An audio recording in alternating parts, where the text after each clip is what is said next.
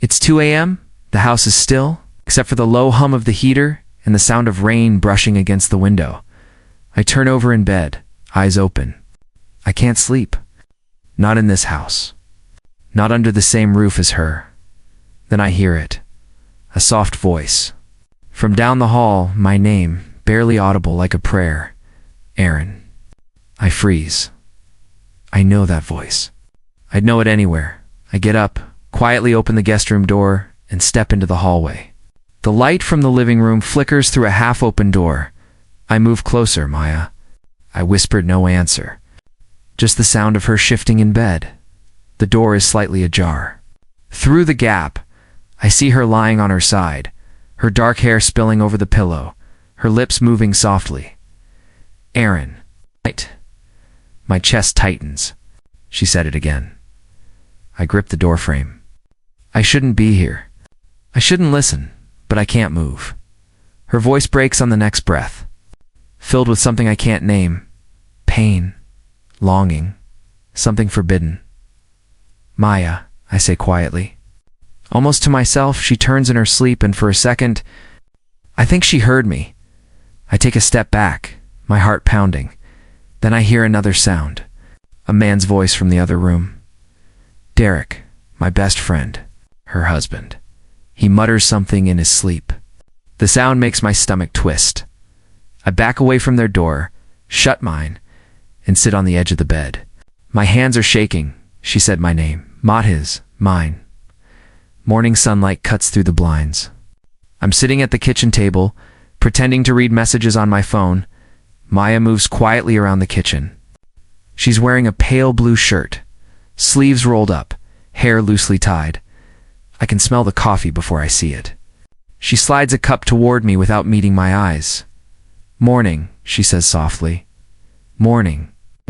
Silence. The kind that fills every corner of the room. Derek is upstairs, shower running. We have minutes before he comes down. I can't stop glancing at her wrist. A faint red mark there.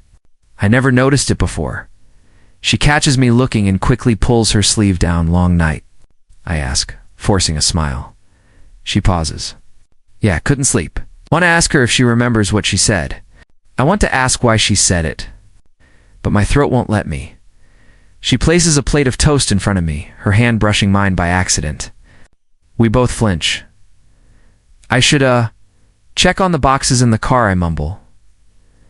She nods quickly. Sure. When I stand, she finally looks at me. Her eyes hold something unreadable. Guilt, maybe? Or fear. Then Derek's voice breaks the silence. Maya, where's my tie? She turns away. Check the dresser. I pretend to be busy gathering dishes, my pulse hammering. Derek walks in. Tall and sure of himself, still adjusting his cuffs. He grins when he sees me. Morning, man. You sleep okay? I nod. Yeah, you. Like a rock. He slaps my shoulder. Glad you could help us move in. Maya insisted. We have you here. I glance at her. She's standing by the counter, frozen. Derek doesn't notice. He's talking about the new office, some project, something about next week's meeting. I don't hear a word. All I can think of is her whispering my name. When he leans in to kiss her cheek, she tenses for half a second. It's quick, but I see it. He doesn't. He grabs his keys. I'll see you both tonight. The front door closes behind him. The sound echoes through the house. Maya exhales quietly. Her shoulders drop. I set the coffee mug down, my voice low. Maya, she doesn't turn. I take a breath. Do you remember anything from last night? Her fingers stop moving. She finally faces me. Her eyes search mine. What do you mean? I swallow. You said my name? Her lips part, but no sound comes out. I continue, softer. You were asleep. You said my name. Twice. Color rises in her cheeks. She shakes her head quickly. I don't talk in my sleep. I hold her gaze. You did. She looks away, pretending to wipe the counter. You must have imagined it. I didn't. She doesn't answer. The air between us feels heavy. Finally, she says, barely above a whisper, Aaron, you should forget it. Can you? I ask. Her eyes lift, shimmering under the morning light. Please, don't make this harder. The sound of Derek's car leaving fades down the street. I want to step closer. I want to tell her I can't forget it. But something in her face warns me. She turns to the window, voice trembling. He'll be home early tonight. Try not to stay late. I stare at her reflection in the glass. The sunlight glints off that faint red mark on her wrist again. Something's wrong. Before I can speak. She finally looks back at me. Her eyes hold mine for a long, silent moment. Then she says quietly, don't look at me like that. He'll notice. My pulse stutters. I open my mouth, but footsteps sound upstairs. Derek. Back early. I glance up, caught in panic. The moment freezes. He steps onto the stairs, smirking slightly. His gaze flicks between me and Maya, and I realize he saw everything. The sound of the coffee maker fills the silence. Maya's back is to me. Steam rises between us like a curtain. Coffee. She asks, her voice sounds calm. To calm. Sure. She pours. The cup rattles slightly in its saucer. I notice her hand shake, just a little. Derek laughs from the living room. Maya, you're spoiling him? He's going to start staying here for breakfast every day. She forces a laugh. It's light, sweet, and completely wrong. I stare into the dark swirl of my coffee. The smell should comfort me. It does. Derek walks in, sleeves rolled up, phone in hand. Big day. You two ready for another round of unpacking? Always, I say, smiling like nothing's wrong. He claps my shoulder. That's my guy. Maya, babe, you see my blue tie? Top drawer, she says without turning. He grins. You remember everything. Her smile flickers. I look at her. She looks at her cup. And for a second, our eyes meet in the reflection of the window behind him. Her expression says, everything. Fear, guilt, a secret she's begging me not to speak. Derek's phone rings. That's my ride. Don't burn the place down while I'm gone. Akea kisses her cheek, grabs his jacket, and leaves. The door shuts. The silence hits like a slap. I wait. 10 seconds. Maybe 20. Then, quietly, do you remember what you said last night? Her head snaps up. What? I keep my eyes on the cup. You were talking in your sleep. She swallows. I don't do that. You did? What did I say? I raise my gaze to hers. My name. The word hangs there. Between us, her lips part. Then close again. Her face goes pale. I push back from the table a little. You really don't remember? I told you, I don't talk in my sleep. Her tone is sharp, but her voice trembles on the last word. I lean forward. Then how do you explain it? She stands too quickly. You must have misheard. It could have been Derek's name. They sound similar. They don't. Her eyes flash with something, anger, fear, shame. I can't tell. Aaron, please. Drop it. I take a slow breath. I'm trying to understand. Understand what? She turns away, wiping the already clean counter. You're making something out of nothing, am I? She spins, and for the first time, her voice cracks. Yes, you are. I stand there, staring at her. The morning light hits her face. Her eyes are glassy, her jaw tight. I step closer, lowering my voice. You were crying in your sleep. Her breath catches. I heard you, I say quietly. You weren't dreaming about something random. You said my name like it hurt. She closes her eyes, shoulders trembling. You shouldn't have heard that. I couldn't help it. She opens her eyes again. And for a heartbeat, I see it, the sadness, the exhaustion. The flicker of something she's hiding behind that calm mask. Then it's gone. She straightens, forces a small smile. You think too much, Aaron. I don't answer. She picks up the sugar bowl and reaches toward me to refill my cup. Her sleeve slips down. That's when I see it. A dark mark on her wrist. Small, round, too defined to be an accident. She notices my stare and pulls her sleeve down fast. What happened?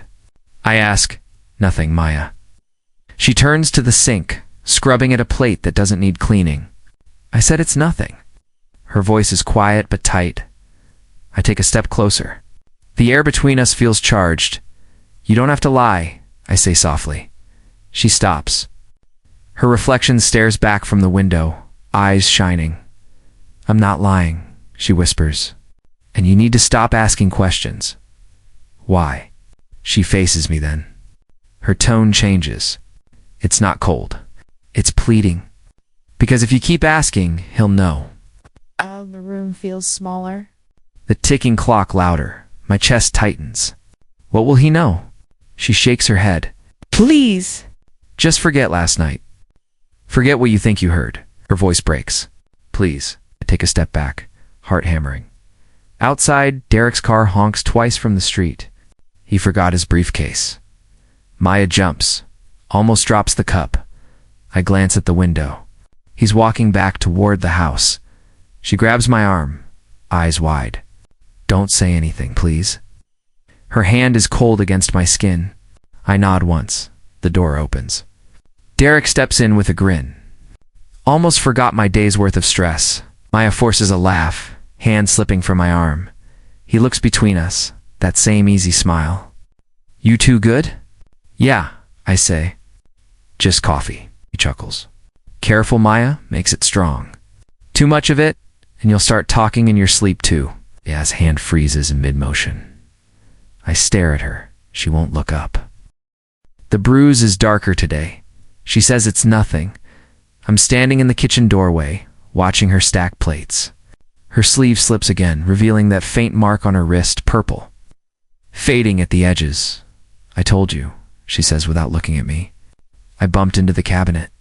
Her tone is steady, but her hands move too quickly as if she's trying to scrub away her own lie. Maya, I say quietly, that's not from a cabinet. She sets the plate down hard enough that it clatters. You're imagining things again, I'm not. She turns to face me, eyes flashing. Then what are you saying, Aaron? That my husband hits me? Her voice shakes on the word husband. I can feel the distance between us, not physical, but built from fear and secrets.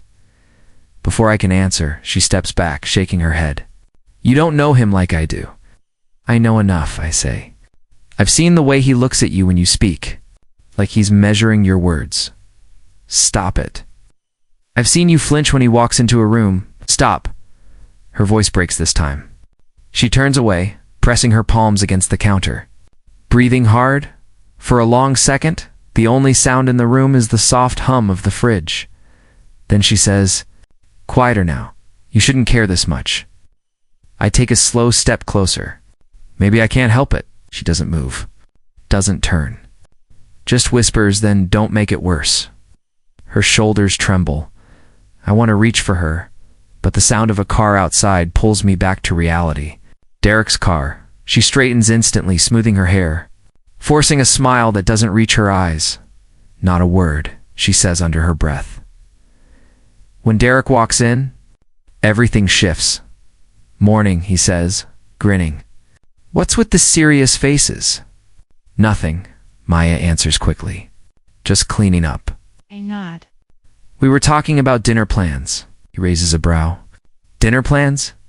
You two always seem to have something to talk about. The air tightens. I force a laugh. Only because she makes better coffee than you, he chuckles, but his eyes don't leave mine. Right, I'll believe that. Later at work, I see him again. Derek, my best friend. My boss. He's standing in the middle of the office yelling at one of the interns. Papers scattered across the floor. His voice is sharp, controlled rage. Do you even read the reports before sending them to me? He snaps.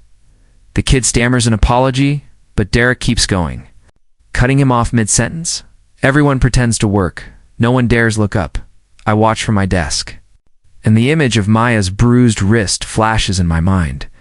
When Derek finally storms into his office, slamming the door, the room exhales. One of the secretaries whispers, He's been like this all week. Stay quiet. Staring at the closed door, the pieces start to fit together that night. I'm home when my phone buzzes. Maya, can we talk? Just 3 words. But they hit like thunder. I grab my jacket and head out before I can think. The air outside is cool, the sky low and gray. I walk faster, the city lights blurring in the puddles on the sidewalk. She's waiting by the riverbank, arms wrapped around herself. The reflection of the bridge lights ripple across the water, casting silver across her face. When she sees me, she looks away. Thanks for coming. I was worried. I say I shouldn't have texted. Then why did you? She exhales, voice trembling. Because I can't do this anymore. I take a step closer. Do what? She hesitates, then whispers, pretend. The word hangs heavy in the air. I reach out, but she flinches. He isn't always like that, she says quickly, eyes darting toward the street. He just gets angry sometimes. It's my fault when he does. No, it's not. You don't understand, Aaron. If he finds out I told you, I interrupt. He won't. Tears gather in her eyes. You don't know him? Then tell me. She looks at me finally. Really looks. You think you're helping, but you're not. You're only making it harder for me to survive. The word survive slices through me. Maya, I whisper. You don't have to do this alone. Her hand trembles as she wipes her cheek. You shouldn't care this much. I do. She stares at me for a long moment. Then, her voice barely a breath, I wish you didn't. The wind shifts. Carrying the sound of tires on wet pavement, she freezes. I turn. Following her gaze, headlights sweep across the water. A familiar black car slows to a stop behind us. My stomach drops. Derek's car. Maya's voice breaks, trembling. He's not supposed to be here. The driver's door opens. I can already feel the tension crackling in the air. I take a step toward her. Stay behind me, but she whispers, almost in tears, you shouldn't have come. Headlights slice across the riverbank. Derek steps out of his car, suit still perfect, eyes sharp. He doesn't speak, just looks at me, then at Maya. My pulse thunders in my ears. We were just talking, I say quickly. He tilts his head. At this hour, Maya's hands tremble. I needed air, she says. Aaron was nearby. That's all. Derek's smile is small and slow. Then let's all talk. My place. He opens the passenger door for her, polite but cold. I follow them, my throat dry. The drive back is silent. His knuckles white on the steering wheel. Maya stares out the window, eyes unfocused. I sit in the back seat, watching the reflection of the streetlights slide across her face. Inside the house, dinner is waiting. 3 plates. Perfectly set. He gestures for me to sit. Your family, Aaron? No need to feel awkward. His tone is smooth, almost kind. That's what makes it worse. Maya places food on the table. The fork shakes in her hand. Derek notices. You're quiet tonight, babe. Long day, she says softly. He looks at me. And you? You've been spending a lot of time here lately. I meet his gaze. Just helping out with the move? He nods, smiling faintly. You've always been helpful. Something in his eyes says he doesn't mean it as a compliment. Maya forces a small laugh. He's just being nice, Derek. Don't start. Start what? He leans back, pretending to relax. I'm just making conversation. The tension crawls up my spine. I can hear the ticking of the wall clock. He raises his glass. To loyalty and trust. Our glasses clink. His eyes never leave mine. Halfway through dinner, Maya drops her fork. It hits the floor with a loud clang. I'll get it, I say. She bends down at the same time, and for a split second, her fingers brush mine. A folded note presses into my palm. Her whisper is barely audible. Please. I slip it into my pocket and straighten. Derek watches me. Everything all right? Yeah. My voice sounds too calm. Just clumsy. He nods, still smiling. You always were. After dinner, I stand to leave. I should get going. Maya starts to walk me to the door, but Derek's hand lands on her shoulder. Stay, he says. I'll walk him out. I step outside. The air is cold and heavy. He follows, stops beside me on the porch. "You've been a good friend," he says quietly. "Let's keep it that way." I meet his eyes. "You're right. Friends look out for each other." He smirks. "Exactly." He waits until I turn toward my car before adding, "Drive safe." Back home, I unfold the note under my lamp. For words written in shaky ink, "Don't come here again." My stomach twists. My phone buzzes. "Unknown number," I answer. "Hello?" There's no reply. Just quiet breathing, Maya. Her voice cracks on the other end. He knows. The line goes dead. I stand frozen, phone still pressed to my ear. The silence of my apartment swallowing me whole. Then, from outside my window, headlights sweep across my wall again. My heart stops. Asterisk rain slid down the cafe window, blurring the city outside. I spotted Maya in the corner, her hair tied back, a cap low over her face. She looked smaller somehow, like the world had been pressing down on her. When I sat across from her, she didn't smile. "You came," she said quietly. "I had to," I replied. "After last night, I needed to know you were safe." She glanced at the door before leaning closer. "He's gone. Business trip. 2 days." Her voice was thin, stretched tight like it might snap. I nodded, trying to keep my tone calm. "That gives us time. You can tell me what's going on." Maya shook her head. "Not here." She reached into her bag and pulled out a small black phone. "If something happens, call this number." Frowned. "What do you mean if something happens?" "Maya, what are you planning?" Her eyes met mine, steady for once. "I'm done being afraid. But if I disappear, don't call the police. Just call this number." I took the phone. It was cold in my hand. "Who's on the other end?" "You'll know when you need to." She stood up. "Maya, wait." She paused, her breath visible in the cold air from the door. "You can stay with me. You don't have to go back." "Ah!" Her lips trembled. "It's not that simple, Maya. Please." She looked at me one last time. It never was. Then she left. The cafe door swung shut behind her. I sat there. The hum of the espresso machine and the smell of burnt coffee filling the silence she left behind hours later. I was home, staring at the small phone on my desk. I hadn't touched it since she gave it to me. The room was dark, except for the blue glow from the screen of my laptop. I replayed her voice in my head. The way she said, "If something happens," then the phone buzzed. No caller. ID. Just a text. "You shouldn't have gotten involved." My chest tightened. I looked out the window. A car idled across the street. Lights off, engine running.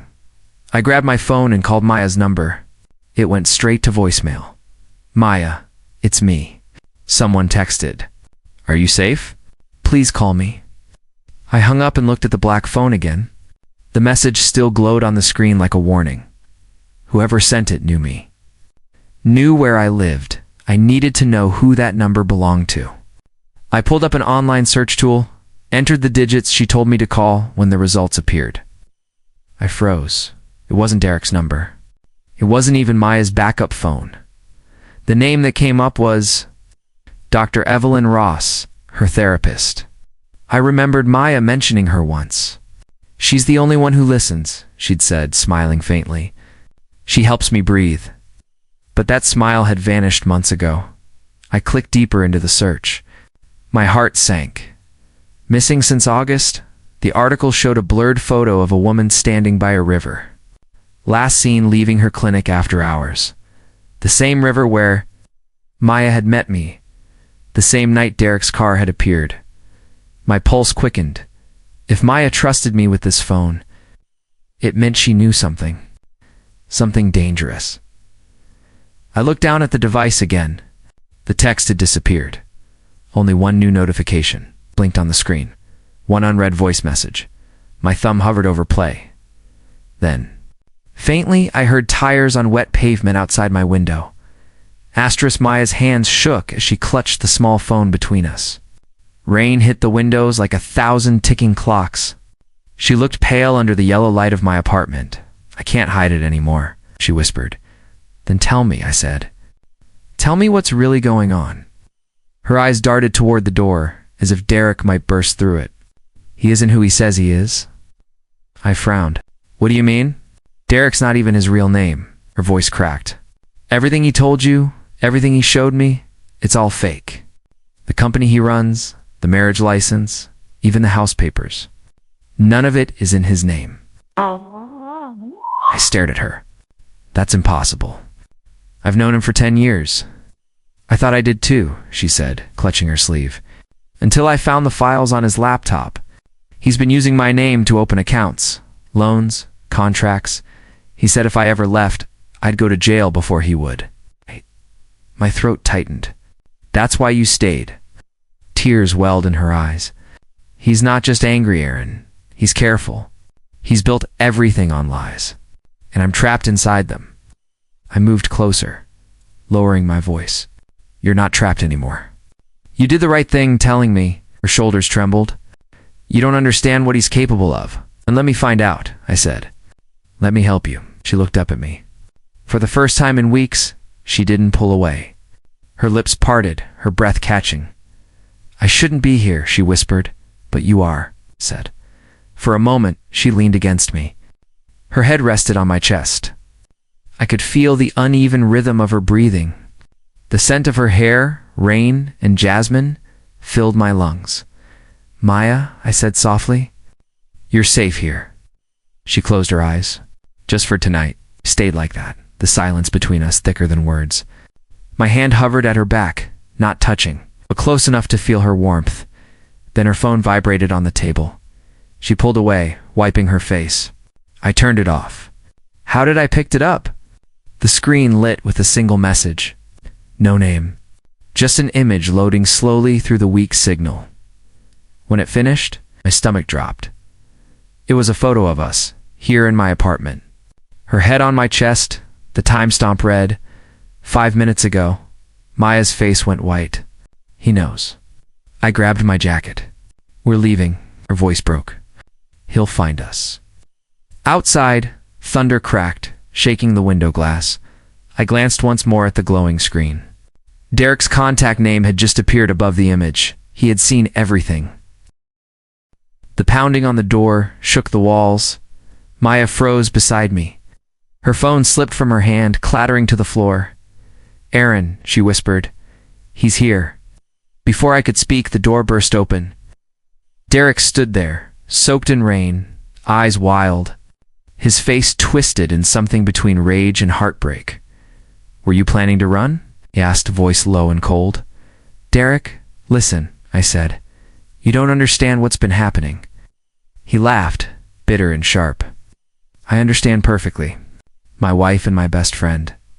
The perfect pair. He threw a folder to the floor. Photos spilled everywhere, me and Maya at the cafe, by the river, even outside my apartment. Maya gasped. You were following us. I had to know how deep the lie went, he said. And now I do. I stepped in front of her. Leave her out of this. Out of this. Derek's voice rose. She's the reason all of this started. Do you even know who she really is? Maya flinched. Stop it. He took a step closer, his fist tightening. She ruined everything. She wasn't supposed to matter. I grabbed his arm. Enough. He shoved me back hard. My shoulder hit the wall. I could taste blood. You think you can protect her? He hissed. You don't even know what you're protecting. He lunged again. I blocked him. The sound of crashing glass filled the apartment as we fought. The lamp toppled, sparks flying. Maya screamed. Stop it. Run. Smoke furled from the corner where the lamp had hit the curtain. The fire caught fast, orange swallowing the pale walls. Derek swung at me again, but I caught his wrist and pushed him back. It's over, I said. His eyes flickered, not with anger now, but something else. Fear. He looked at Maya once more, then turned toward the door. The fire alarm blared. Red light flashed across his face. Derek, Maya cried, please. But he was gone, vanishing into the smoke. I pulled Maya out through the stairwell, the air thick with heat and sirens outside. We stumbled onto the street, coughing, shaking. She clung to me, crying. He's still in there. I looked back at the flames tearing through the building. No one could survive that. Hours later, at the police station, a detective handed me a plastic bag. Inside was Derek's jacket pulled from the wreckage. There was no body, he said quietly. Just this. I reached inside and unfolded a small, burned piece of paper from the pocket. Maya leaned over my shoulder. What is it? The writing was faint, but I could still read it. You were never supposed to exist. My hand went cold. Maya's voice broke the silence. What does that mean? I looked up at the detective. You said no body. He nodded. Nothing. Not yet. I felt her hand tighten around mine. Somewhere deep inside, I knew this wasn't over.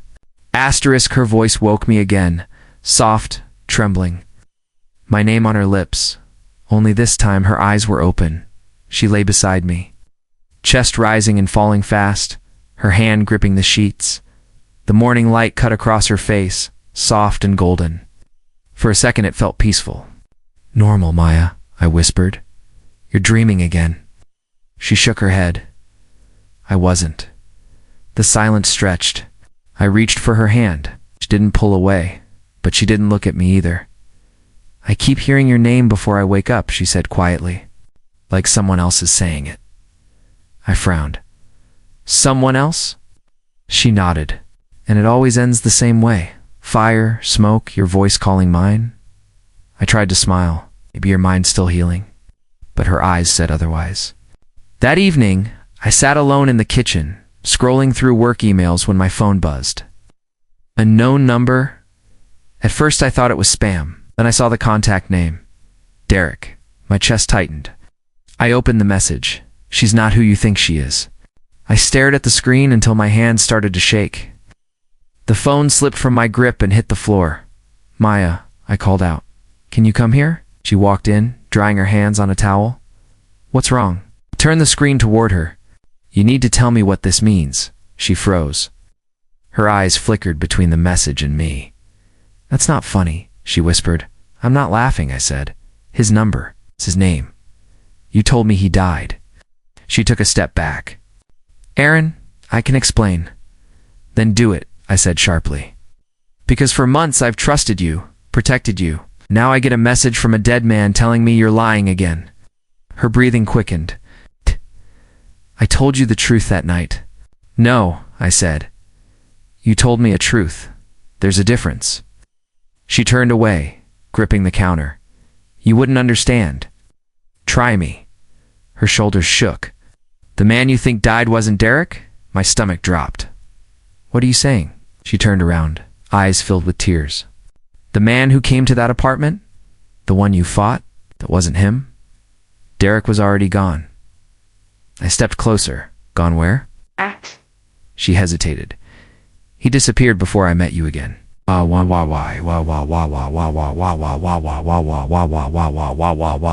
He used Derek's name, his records, everything. I thought I could stop him. I thought if I played along, he'd let me go. I felt the room tilt. Then who was he? Her voice broke. I don't know. I only knew he wasn't Derek, and I wasn't Maya when he found me. I stared at her. What? Her lips trembled. My name was never Maya. He gave it to me. He made me become her. I took a step back. The air in the room felt heavy, unreal. So all this time, I said quietly, you've been pretending? She shook her head. No. The feelings were real. You were the only thing that was. The phone buzzed again. Another message. She lied to me too. Maya's face went pale. The sound of the rain outside grew louder, hammering the glass like a warning. I looked at her, heart pounding. Then who are you? She didn't answer, only silence. And in it, I could hear her whisper my name again, not like before. Not in fear, but in goodbye.